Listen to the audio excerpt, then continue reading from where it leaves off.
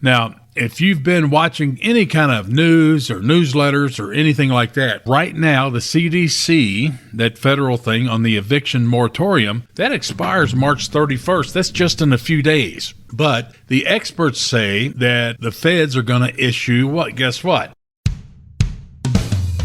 You're listening to 5 Hour Real Estate Week, where you'll learn to consistently buy real estate in only 5 hours a week. So if you're ready to invest in real estate, achieve financial freedom, and own the lifestyle you deserve, even with your job, this is the show for you. Now, here's your host, Mike Butler.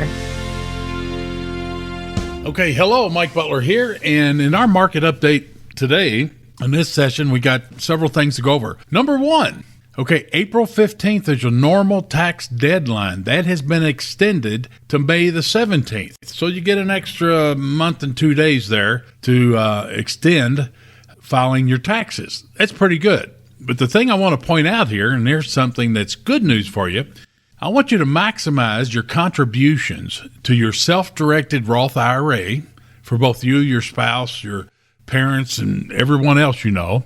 Maximize your contributions to your health savings account and also to the education savings accounts for your kids and for your grandkids. Okay, depending on your age, the maximum contribution, I'm going to say if you're under 50 years old, it might be $6,000. If you're over 50, it might be $7,000. But double check with them. And if you need more help on that, go to Camaplan, CAMAplan.com.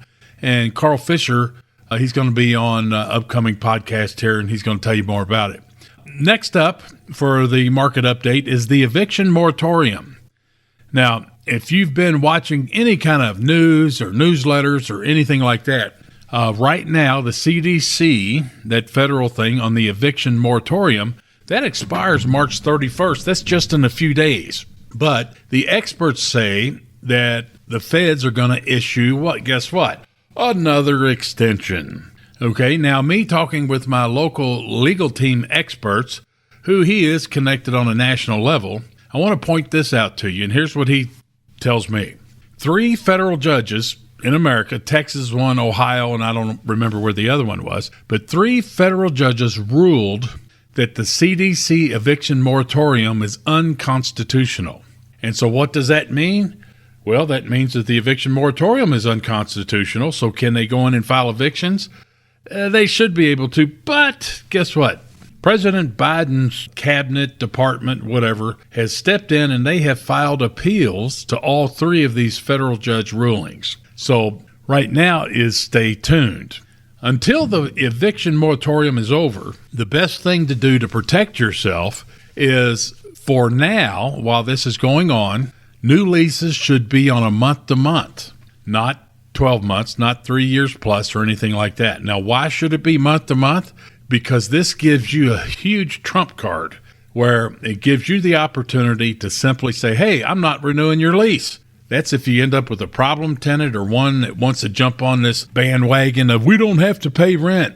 Okay, if you get one of them knuckleheads that slips through the cracks and gets in one of your rental properties, well, then you can simply say, hey, your lease is up the end of the month. We're not renewing it. Get out. And if they don't, then you can file an eviction. Okay, and moratorium does not cover that. And also, if you do have someone in there for a longer period of time, focus on your lease violations if you feel like you've got a bad apple. So what could that be? That could be, grass too tall. Look in your lease. See if they're violating any of those things.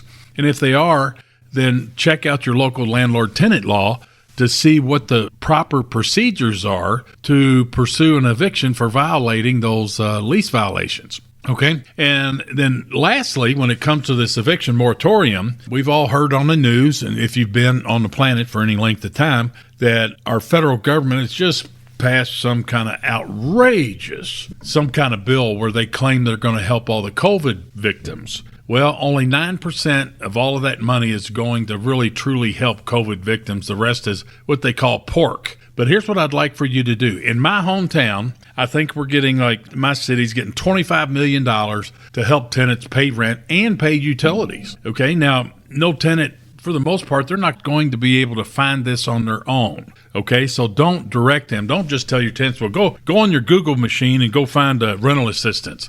Well, they're not going to do that. I mean, they're not paying you rent. What makes you think they're going to be responsible enough to do that? So I'm not downplaying them. I love our tenants. But here's what you want to do. If you've got a tenant that is behind on rent, okay, instead of just telling them to go to this website, why don't you get on the horn, call them up and say, hey, I have found some rental assistance for you. And then you find this online using your Google machine. And if it's a lot of this stuff can be done online. So talk to your tenant, say, hey, all right, first name, last name, blah, blah, blah.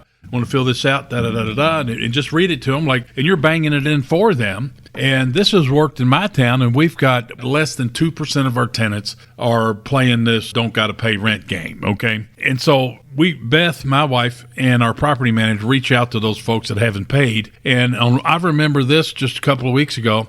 On one day, she got 9 checks, and here's what they'll pay in these new rental assistance program. They'll go back and pay from, I think it's June or July of 2020, all the way through to make it current, plus they'll pay for the next 3 months. Now, that's part of a federal program using federal money that's been implemented in my town. So I'm not saying that that's the way it works in your town, but get on your Google machine, go to your local government, and just do a search on that. And I'll bet you that you'll find some different agencies, your local government, who knows what, that's going to have money to give out to tenants to help pay rent and pay utilities. Okay, so that can be a huge boost for you. So read the fine print, and they're actually, I was going to say in my court system here in Louisville, Kentucky, folks that apply for the rental assistance go to the top of the list. And their eviction case basically gets postponed till the monies come in and things like that. I need to cut that out. But anyway, so